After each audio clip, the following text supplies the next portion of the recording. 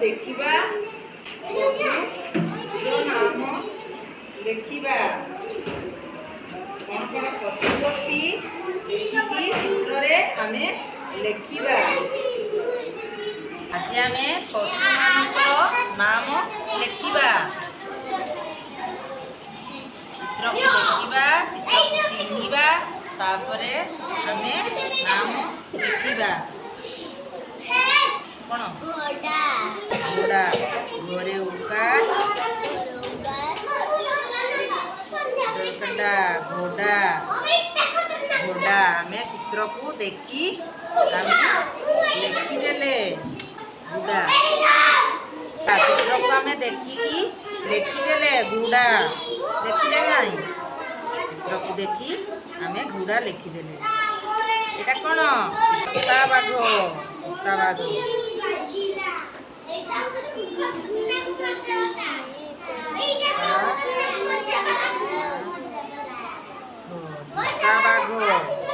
ଚିତାବାଘ। ଚିତାବାଘ ଲେଖିଦେଲେ।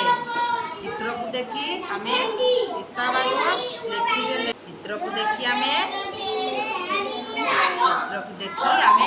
ଲେଖିଦେଲେ ବାଘ। ଷଣ୍ଢ, ଷଣ୍ଢ।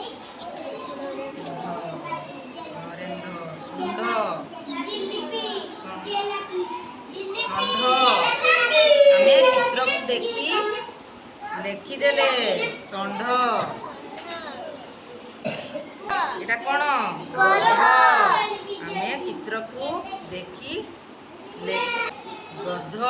ଚିତ୍ରକୁ ଦେଖି ଆମେ ଲେଖିଦେଲେ ଗଧ। ମେଣ୍ଢା। ମେଣ୍ଢା। ଆମେ ଚିତ୍ରକୁ ଦେଖି ମେଣ୍ଢା। ଆମେ ଚିତ୍ରକୁ ଦେଖି ଲେଖିଦେଲେ ମେଣ୍ଢା। ଚିତ୍ରକୁ ଦେଖି ଆମେ ଲେଖିଦେଲେ ମେଣ୍ଢା। ମେଣ୍ଢା।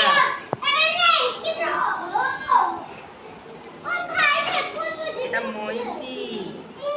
ଚିତ୍ରକୁ ଦେଖି ଆମେ ଲେଖିଦେବା ମଇଁଷି।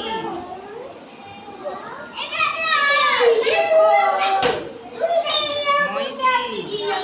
ଚିତ୍ରକୁ ଦେଖି ଆମେ ଲେଖିଦେଲେ ବଳଦ। ଆମେ ଚିତ୍ରକୁ ଦେଖି ଲେଖିବା ବଳଦ। ଚିତ୍ରକୁ ଦେଖି ଆମେ ବଳଦ। ଚିତ୍ରକୁ ଦେଖି ଆମେ ଲେଖିଦେଲେ ଚିତ୍ରକୁ ଦେଖି ଆମେ ଲେଖିଦେଲେ ବଳଦ। କ'ଣ? ବଳଦ। ବିଲେଇ। ଚିତ୍ରକୁ ଦେଖି ଆମେ ଲେଖିବା ବିଲେଇ। ବିଲେଇ। ଆମେ ଚିତ୍ରକୁ ଦେଖି ଲେଖିଦେଲେ ବିଲେଇ। ଏଟା କ'ଣ? ଜେବ୍ରା। ଆମେ ଚିତ୍ରକୁ ଦେଖି ଲେଖିବା। ଏଟା କ'ଣ? ଜେବ୍ରା। ଜେବ୍ରା ଆମେ ଲେଖିଦେଲେ ଜେବ୍ରା। ଏଟା ଭାଲୁ।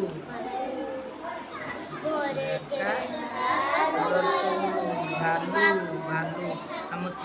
ଆମେ ଚିତ୍ର ଦେଖି ଲେଖିଦେଲେ ଭାଲୁ।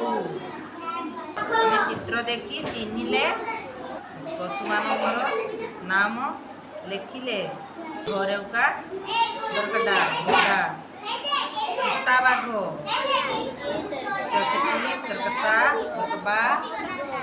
ଚିତାବାଘ, ବାଘ। ଏଟା କ'ଣ? ବାଘ।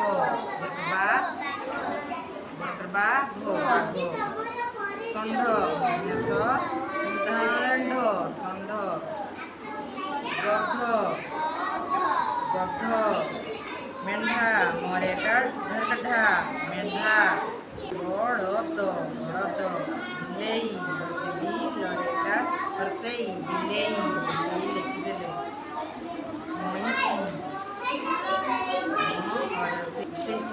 ମଇଁଷି। ସିଂହ। ଚିତ୍ରକୁ ଚିହ୍ନିଲେ ଆହୁରି ମଧ୍ୟ ଆମେ ଲେଖିଲେ